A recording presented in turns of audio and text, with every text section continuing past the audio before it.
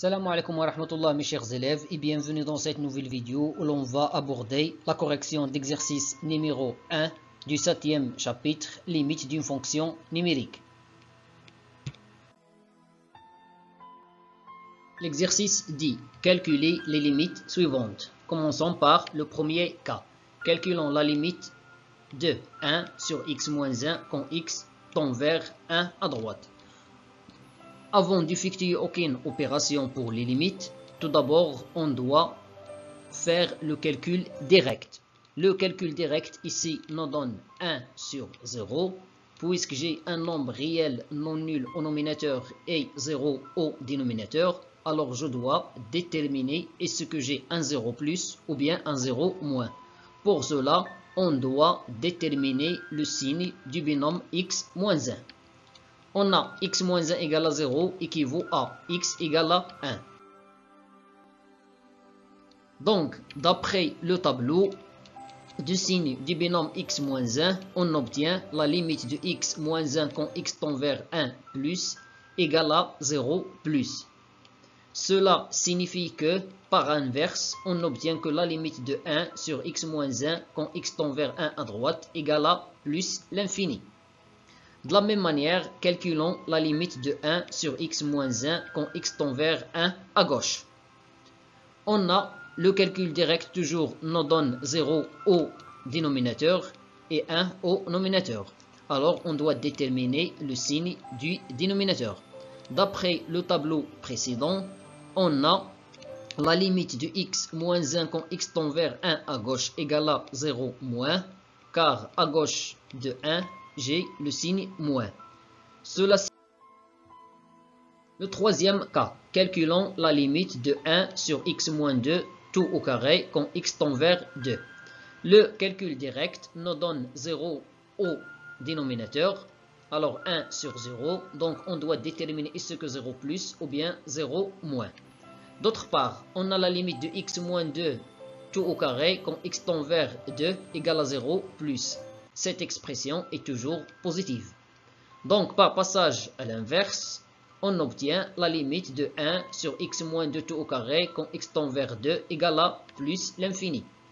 Le quatrième cas, la limite de 1 sur 2 moins x tout à la puissance 3 quand x tend vers 2 à droite.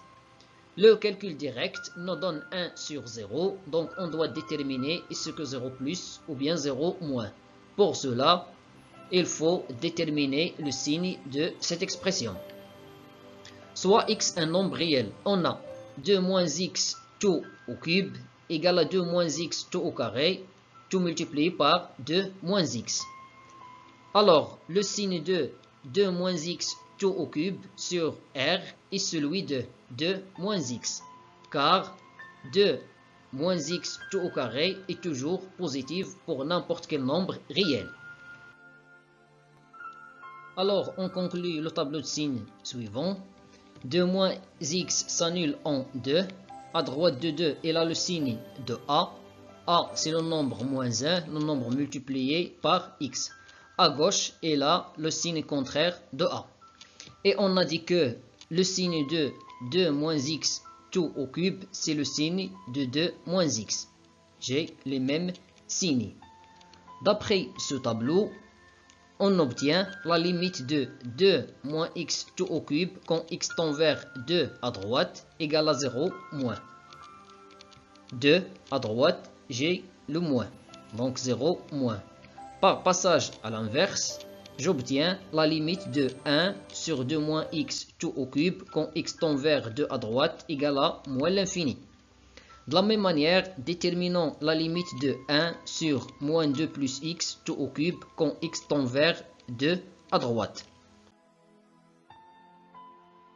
Puisque, quel que soit x appartenant à R, on a moins 2 plus x tout au carré supérieur ou égal à 0, cela signifie que le signe de moins 2 plus x tout au cube sur R est celui de moins 2 plus x. D'autre part, moins 2 plus x s'annule en 2. À droite de 2, il a le signe de a. A, c'est le nombre 1, le nombre multiplié par x. À gauche de 2, il a le signe contraire de a. Et on a dit que le signe de moins 2 plus x tout au cube est celui de moins 2 plus x. Alors, on obtient, ou bien on aura le même signe. D'après ce tableau, on obtient que la limite de moins 2 plus x tout au cube quand x tend vers 2 à droite égale à 0 plus. À droite de 2, j'ai plus. 0 plus. La limite l'avant-dernière, la limite de 1 sur la racine carrée de x moins 2 quand x tend vers 2 à droite. Le calcul direct nous donne 1 sur 0, donc on doit déterminer ce que 0 plus ou bien 0 moins.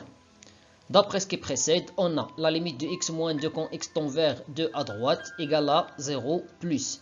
Cela implique que la limite de la racine carrée de x moins 2 quand x tend vers 2 à droite égale à 0 plus. Par passage à l'inverse, j'obtiens la limite de 1 sur la racine carrée de x moins 2 quand x tend vers 2 à droite égale à plus l'infini. La dernière limite, c'est la limite de 1 sur la racine carrée de 3 moins x quand x tend vers 3 à gauche. Le calcul direct nous donne 1 sur 0, donc on doit déterminer le signe de 0. On a 3 moins x égale à 0 équivaut à x égale à 3. J'ai déplacé moins x vers le deuxième côté, devient x.